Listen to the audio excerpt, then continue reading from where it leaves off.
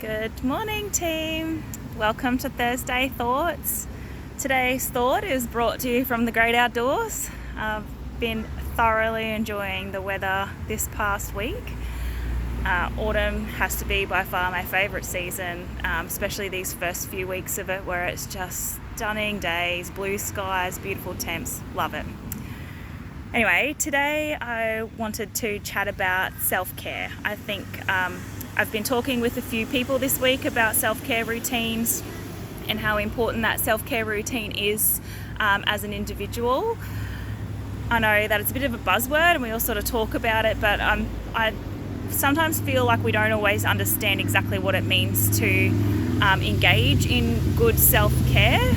So something that somebody taught me about self-care routines that has stuck with me and that I think is super valuable is to have 3 different routines or strategies or ideas that you use for your self-care.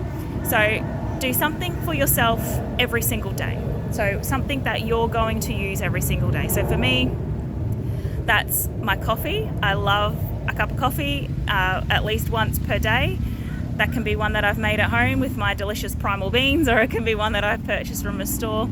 But I also make sure I do movement every single day. So for me, that's going to the gym. But if for some reason I can't make a gym on one day, I still make sure that I still move on that day. So it might be going for a walk or, accessing the swimming pool or going for a bike ride with my son.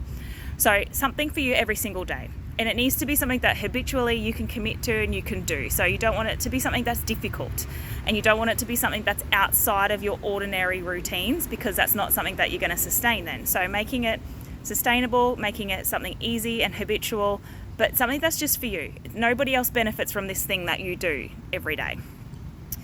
Then you do something once per week. That's a little bit more splurgy. So for me, that might look like going in to use the compression boots on my legs when I'm using a sauna.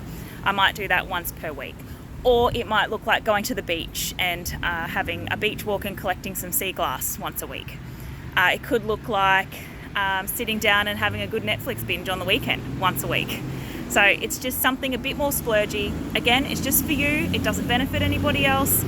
But it's something that you do need to take a little bit more extra time out of your routine to commit to and to access it.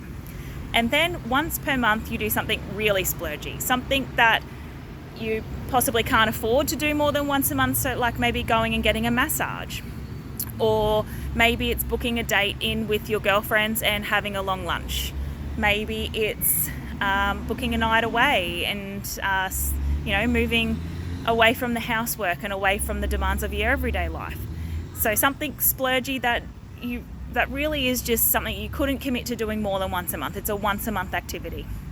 If you do those 3 things, so you have something every day, something once a week, something once a month, your self-care overall is going to benefit, and you're going to feel like you have more to give on those tough days, more to give in those spaces that challenge you, more to give to the mundane, boring stuff like the housework and the homework with the kids, or whatever it might be. But I can't express enough how important it actually is to make sure you look after you, because we are the first things that go downhill when stress starts to come in, or when our families are sick, and so then we are the only person working in the home, and then we become sick but the jobs still have to be done, so we keep working, etc., etc. If you don't look after you, you will go down. So do some things that are benefiting your health, your mental health, and your wellness overall, and things will feel easier. Okay, that's all for today's Thursday Thought. See you next week.